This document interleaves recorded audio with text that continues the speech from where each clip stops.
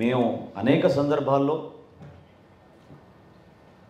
ఈ రాష్ట్ర పరిపాలనని కొంతవరకైనా అప్రమత్తం చేయాలి. అధికార యంత్రాంగం మా ప్రెస్ కాన్ఫరెన్స్లు చూసి కొంతవరకైనా భయపడి ఈ పొరపాట్లు జరగకూడదని ఒక ప్రయత్నం చేస్తారని మేము ఆశించాం. కానీ ఈ ప్రభుత్వ కాలం పూర్తవుతున్న సందర్భంలో ముఖ్యమంత్రి గారు కూడా ఎక్కడ కూడా ప్రెస్ కాన్ఫరెన్స్లు పెట్టరు, ఎవరితో కూడా చర్చించరు. అందుకని ఈరోజు ముఖ్య అతిథిగా మేము జగన్మోహన్ రెడ్డి గారిని కూడా మేము ఈ ప్రెస్ కాన్ఫరెన్స్లో మీ ముందు ఒక అద్భుతమైన ఆపర్చునిటీగా మేము భావిస్తున్నాం. ఎందుకంటే మేము ఛాలెంజ్ చేస్తున్నాం, జనసేన పార్టీ నుంచి మేము ఛాలెంజ్ చేస్తున్నాం. మేము సిద్ధం, ముఖ్యమంత్రి గారు సిద్ధమా? ఈ లెక్కలపైన చర్చించడానికి విజయవాడ నగరంలోనే తుమ్మలపల్లి కళాక్షేత్రంలో మనం జర్నలిస్టుల ముందు మనం కూర్చుందాం.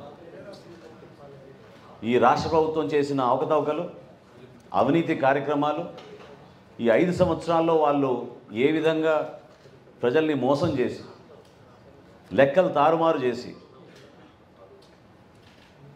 ఈ రోజున అభాసపాలు అవుతున్నామో మీరందరూ కూడా గమనించాలి. ఏషియన్ ఇన్ఫ్రాస్ట్రక్చర్ ఇన్వెస్ట్మెంట్ బ్యాంక్ మన రాష్ట్ర ప్రభుత్వాన్ని బ్లాక్ లిస్ట్ చేసింది.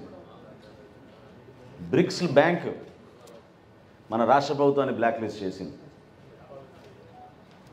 వీళ్ళు వ్యవహరిస్తున్న తీరు,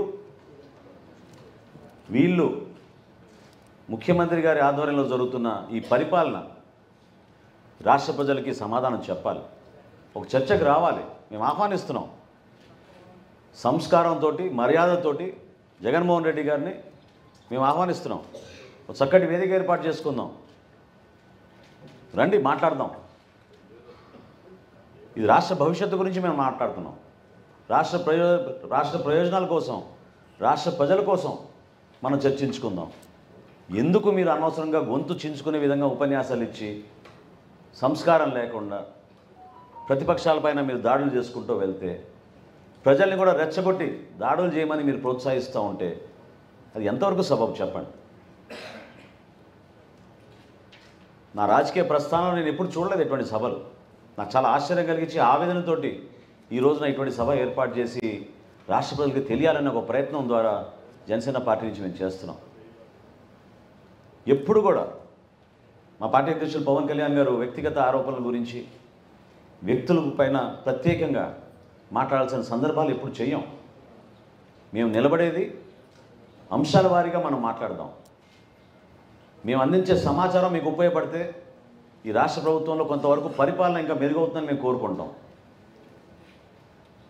అంతేగాని అసలు ఊహించలేని విధంగా నేను గతంలో అనేక శాఖలపైన నేను ప్రెస్ మీట్లు పెట్టి చెప్పాను మీకు. ఏ విధంగా వీళ్ళు ల్యాండ్ అలాట్మెంట్లు చేశారు, ఏ విధంగా వీళ్ళు యానిమల్ హస్బెండరీ డిపార్ట్మెంట్లో